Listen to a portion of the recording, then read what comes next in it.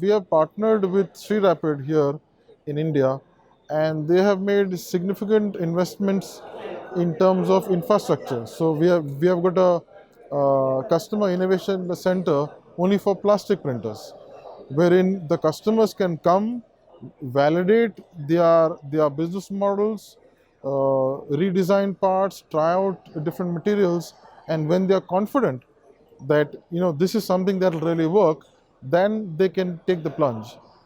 In the same vein, the Sri Rapid has also invested in a metal customer innovation center.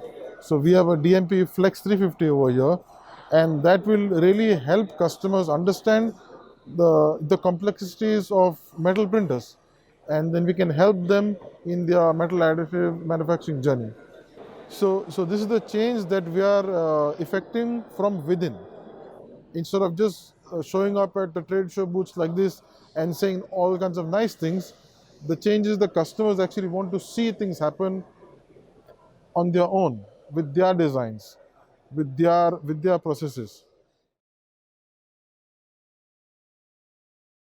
I think the experience has been along expected lines, in the sense that customers are still, I won't say confused, but now they've started asking the right questions. In the earlier editions of this event, we used to get very basic, elementary, sometimes rudimentary questions, which gave us a deep insight to the knowledge and exposure that the customers had to additive manufacturing. Now they're asking questions like repeatability. They're asking things like in a metal machine, what is the difference when you print a part in the middle of the platform, and is there a difference when you print the same part at the side of the platform? These are kind of questions that they used not ask earlier.